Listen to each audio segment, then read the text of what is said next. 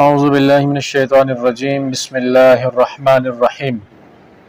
الطلاق مرتان، طلاق دو مرتبہ ہے۔ فَإِمْسَاكٌ تو روک لینا ہے، بِمَعْرُوفٍ اچھائی کے ساتھ، او تسریح یا چھوڑ دینا ہے، بِإِحْسَانٍ عمدگی کے ساتھ، احسان کے ساتھ۔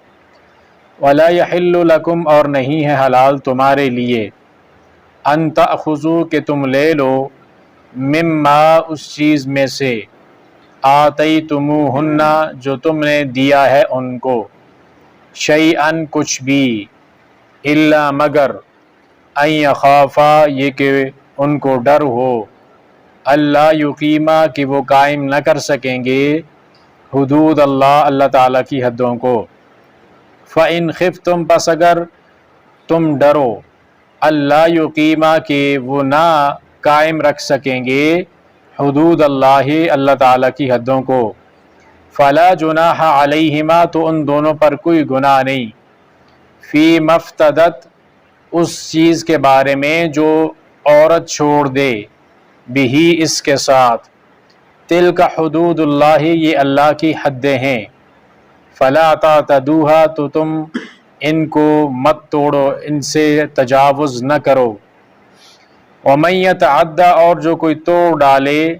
حدود اللہ اللہ تعالیٰ کی حدوں کو، جو کوئی تجاوز کرے اللہ تعالیٰ کی حدوں سے، فَأُولَئِكَ پس یہی لوگ، ہم الظالمون وہی ظالم ہیں۔ فَإِن طَلَّقَهَا پس اگر اس نے طلاق دے دی اس عورت کو، فَلَا تَحِلُّ تو وہ حلال نہ ہوگی، لہو اس کے لیے، من بعد بعد اس کے، حتیٰ یہاں تک کہ، تنکحہ وہ نکاح کر لے، زوجن غیرہ اس کے علاوہ کسی دوسرے مرد سے۔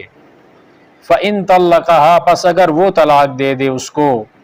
فَلَا جُنَاحَ عَلَيْهِمَا تو ان دونوں پر کوئی گناہ نہیں، أَن يَتَرَاجَعَا کہ وہ دونوں نکاح کر لیں، ان ظنّا اگر وہ سمجھتے ہیں، یقین رکھتے ہیں، ان یقیما کہ وہ قائم رکھ سکیں گے، حدود اللہ اللہ تعالیٰ کی حدوں کو۔ وَتِلْكَ حدود اللہ اور یہ اللہ تعالیٰ کی حدیں ہیں، یبینھا وہ بیان کرتا ہے ان کو،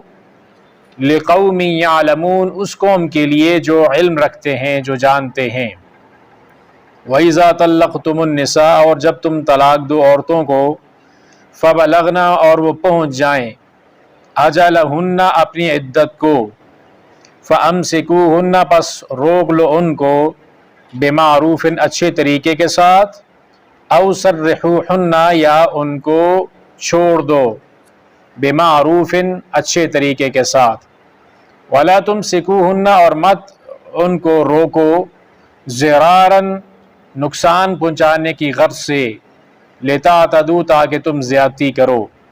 وَمَن يَفْعَلْ اور جو کوئی کرے، ذَلِكَ یہ، فَقَدْ ظَلَمَ نَفْسَهُ تو اس نے اپنی جان پر ظلم کیا ہے۔ وَلَا تَتَّخِذُوا اور مت بناؤ، آیات اللہ اللہ تعالیٰ کی آیتوں کو، ہزواً مذاق کھیل، وَاذْكُرُوا اور یاد کرو، نعمت اللہ اللہ تعالیٰ کے احسانات، علیکم جو تمہارے اوپر ہیں، وما انزل علیکم اور جو اس نے نازل کیا ہے تم پر، من الکتاب کتاب سے، والحکمت اور حکمت کی باتیں، یعظکم و نصیحت کرتا ہے تم کو، بہی اس کے ساتھ، واتقوا اللہ اور ڈرو اللہ تعالیٰ سے، وَاعْلَمُوا اور جان لو، ان اللہ بے شک اللہ تعالیٰ، بکل شیء علیم ہر ایک چیز کو جاننے والا ہے۔ الطلاق مرتان فإمساک بمعروف او تسریح بإحسان، طلاق دو مرتبہ ہے تو اس کے بعد یا تو اچھائی کے ساتھ روک لینا ہے یا پھر اس کو اچھائی کے ساتھ چھوڑ دینا ہے۔ یعنی جن طلاقوں کے بعد مرد کے پاس رجوع کا آپشن باقی رہتا ہے وہ دو طلاقیں ہیں۔ ایک طلاق اس نے دی، عدت کے دوران رجوع کر سکتا ہے، دوسری طلاق اگر اس نے دی تو عدت کے دوران رجوع کر سکتا ہے، لیکن اگر تیسری طلاق اس نے دے دی تو اس کے بعد رجوع کا آپشن اس کے پاس نہیں بچے گا۔ تو دو طلاقوں کے بعد کیا آپشن رہتا ہے انسان کے پاس؟ یا تو اس عورت کو اچھے طریقے کے ساتھ اپنے گھر کے اندر بسائے یا پھر اچھے طریقے کے ساتھ اس کو چھوڑ دے، جدا کر دے، تیسری طلاق دے دے، اس کو رخصت کر دے۔ وَلَا يَحِلُّ لَكُمْ أَن تَأْخُذُوا مِمَّا آتَيْتُمُوهُنَّ شَيْئًا إِلَّا أَن يَخَافَا أَلَّا يُقِيمَا حُدُودَ اللَّهِ، اور تمہارے لیے یہ حلال نہیں ہے کہ ان سے آپ وہ چیز لے لو جو آپ نے ان کو دی ہے، انہیں جو حق مار آپ نے ان کو دیا ہے،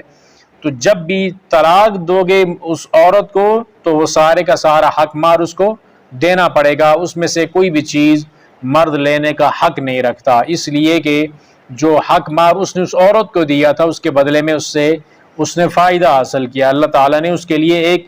ایسی چیز جو اس کے لیے پہلے حلال نہ تھی، اس نکاح کے ذریعے سے، اس عقد کے ذریعے سے اس کے لیے حلال ہوئی ہے اور اس سے اس نے فائدہ اٹھایا ہے، اس لیے اس کا جو حق مار ہے طلاق کی صورت کے اندر اس کو واپس کرنا ہے۔ ویسے بھی جو مہر ہے وہ عورت کا حق ہے، اس کو دے دینا ہی چاہیے۔ تو جب طلاق ہوگی تو سارے کا سارا جو حق مار ہے اس میں سے کوئی بھی چیز مرد نہیں لے سکتا، یہ نہیں کہہ سکتا کہ میں نے یہ چیز تمہیں دی تھی اور معاملات کیے تھے تو وہ چیز واپس نہیں لے سکتا، چاہے وہ کتنا ہی مال کیوں نہ ہو۔ فَإِنْ خِفْتُمْ أَلَّا يُقِيمَا حُدُودَ اللَّهِ فَلَا جُنَاحَ عَلَيْهِمَا فِي مَا افْتَدَتْ بِهِ، اگر تمہیں یہ خوف ہو کہ اللہ کی حدود کا وہ لحاظ نہ رکھ سکیں گے، اور وہ حدود کیا ہیں جو اللہ تعالیٰ نے میاں بیوی کے آپس کے اندر حقوق رکھے ہیں، تو اگر ان کو ڈر ہو کہ وہ اپنے ایک دوسرے کے حقوق کو پورا نہیں کر سکتے تو پھر ایک اور صورت ہے، وہ خلا کی صورت ہے۔ فلا جناح علیہما فی ما افتدت بہ، کہ عورت جو ہے وہ اپنا حق مار چھوڑ دے اور مرد سے خلا لے لے، تو اس صورت کے اندر جو چیز عورت چھوڑ دے گی، ظاہر ہے خلا کی صورت کے اندر عورت حق مار جو مہر ہے وہ لینے کی حقدار نہیں ہے، وہ اس کو سارے کا سارا مار چھوڑنا پڑے گا۔ تلک حدود اللہ فلا تعتدوها، یہ اللہ تعالیٰ کی حدیں ہیں تو آپ ان سے تجاوز نہ کرو، ان سے آگے نہ بڑھو۔ یہ جتنے بھی نکاح والا معاملہ ہے، طلاق والے معاملات ہیں، یہ اللہ تعالیٰ کی حدیں ہیں، ان کو پامال نہ کرنا، ان سے آگے نہ بڑھنا، زیادتی نہ کرنا۔ وَمَن يَتَعَدَّ حُدُودَ اللَّهِ فَأُولَٰئِكَ هُمُ الظَّالِمُونَ، اور جو کوئی زیادتی کرے گا، حد سے آگے بڑھے گا اللہ تعالیٰ کی حدوں سے، تو یہ لوگ ظلم کرنے والے ہیں، ظالم لوگ تصور کیے جائیں گے۔ تو اس یہاں پہ دو چیزیں، ایک طلاق ہے کہ طلاق کے دو آپشن ہیں انسان کے پاس، رجوع جن طلاقوں کے بعد ہو سکتا ہے وہ صرف دو طلاقیں ہیں، تیسری طلاق کے بعد رجوع کا کوئی آپشن نہیں ہے۔ اور دوسری چیز اس کے اندر یہ ہے کہ عورت اگر وہ طلاق کا مطالبہ کرے گی خامن سے، خامن نہیں دینا چاہتا، عورت مطالبہ کرتی ہے بغیر کسی وجہ کے، تو یہ جائز نہیں ہے اس کے لیے، اور ایسا عمل اس کے لیے گناہ کا سبب بنتا ہے۔ اور اگر وہ خلا کا مطالبہ کرتی ہے تو خلا کا جب مطالبہ کرے گی تو وہ حق مار لینے کی حقدار نہیں ہوگی۔ فَإِن طَلَّقَهَا فَلَا تَحِلُّ لَهُ مِن بَعْدُ حَتَّى تَنكِحَ زَوْجًا غَيْرَهُ، اگر اس نے اس کو طلاق دے دی، یعنی 3 طلاقیں ہو گئی، طلاق بائن عورت کو ہو گئی، تو اس مرد کے لیے حلال نہیں ہے جب تک کہ وہ کسی اور مرد سے نکاح نہ کر لے۔ تو جب تیسری طلاق ہو گئی تو اس مرد کے لیے یہ عورت ہمیشہ کے لیے حرام ہو گئی ہے۔ اس کے حلال ہونے کی صرف ایک ہی صورت ہے کہ وہ عورت کسی دوسرے مرد سے جا کر نکاح کرے اور وہ اپنی مرضی سے اس کو طلاق دے دے، طلاق دینے کے بعد وہ اپنی عدت گزارے گی، اور عدت سے نکلنے کے بعد یہ اس پہلے والے بندے کے ساتھ دوبارہ سے نیا نکاح کر کے اپنا گھر بسا سکتی ہے۔ لیکن اس کے لیے ضروری یہ ہے کہ اس سے پہلے جب وہ کسی دوسرے مرد سے نکاح کر رہی ہو تو پہلے کوئی خفیہ ڈیل نہ ہوئی ہو، جس طرح کہ یہ ڈیل کی جاتی ہے حلالے کے نام پر، تو اس طرح کی خفیہ ڈیل کرنا یہ لعنتی عمل ہے۔ اللہ کے نبی صلی اللہ علیہ وسلم نے اس عمل کے اوپر، یہ حلالہ کرنے والا اور کروانے والا، یہ دونوں کے اوپر لعنت فرمائی ہے۔ وہ جس کے اندر پہلے سے ہی طے شدہ ہو کہ اتنے وقت کے لیے، 2-3 دنوں کے لیے، ہفتے کے لیے آپ کا نکاح اس عورت کے ساتھ کیا جا رہا ہے، پھر آپ نے اس کو طلاق دینی ہے اور وہ پہلے مرد کے لیے حلال ہو جائے، ایک ہیلا اور بہانہ بنا کر وہ پہلے والے خامن کے لیے حلال کی جاتی ہے، تو یہ والا عمل درست نہیں ہے۔ ہاں اگر عورت کسی دوسرے مرد سے نکاح کرتی ہے اب دونوں کی باہم مرضی کے ساتھ، اور پھر وہ اس کو طلاق دے دیتا ہے، طلاق دینے کے بعد وہ اپنی عدت گزارنے کے بعد یہ پہلے والے خامن کے ساتھ نکاح کر سکتی ہے، اس کے اندر کوئی پہلے سے خفیہ ڈیل نہیں ہونی چاہیے۔ فَإِن طَلَّقَهَا فَلَا جُنَاحَ عَلَيْهِمَا أَن يَتَرَاجَعَا إِن ظَنَّا أَن يُقِيمَا حُدُودَ اللَّهِ، اگر اس نے اس کو طلاق دے دی تو پھر ان دونوں کے اوپر کوئی گناہ نہیں ہے کہ وہ دونوں رجوع کر لیں۔ رجوع کرنے کا مطلب یہ ہے کہ دوبارہ سے وہ نکاح کر سکتے ہیں اس کے طلاق دے دینے کے بعد، اگر یہ سمجھتے ہیں کہ وہ اللہ تعالیٰ کی حدوں کو قائم رکھ سکیں گے، یعنی نکاح کے ذریعے سے وہ جو معاملات ہیں ایک دوسرے کے حقوق ہیں وہ ادا کریں گے، تو ایسا اگر ان کو یقین ہے تو یہ کام وہ کر سکتے ہیں۔ وَتِلْكَ حُدُودُ اللَّهِ يُبَيِّنُهَا لِقَوْمٍ يَعْلَمُونَ، اور یہ اللہ تعالیٰ کی حدیں ہیں، ان کو اللہ تعالیٰ بیان کرتا ہے اس قوم کے لیے جو جاننے والے ہیں، علم رکھنے والے لوگ ہیں۔ تو ظاہر حدود اللہ کا علم ہوگا تو تب انسان اس کا حیا کرے گا اور اس کا پاس رکھے گا اور ان کو حدود اللہ کو پامال نہ کرے گا۔ اگر اس کو معلوم ہی نہیں ہوگا کہ اللہ تعالیٰ کی حدیں کیا ہیں، رب تعالیٰ کیا چاہتا ہے اور اس نے کون کون سی حدود و قیود مقرر کی ہے، تو وہ کبھی بھی ان کا لحاظ اور خیال نہیں رکھے گا۔ وَإِذَا طَلَّقْتُمُ النِّسَاءَ فَبَلَغْنَ أَجَلَهُنَّ فَأَمْسِكُوهُنَّ بِمَعْرُوفٍ أَوْ سَرِّحُوهُنَّ بِمَعْرُوفٍ، اور جب تم عورتوں کو طلاق دے دو اور وہ اپنی عدت کو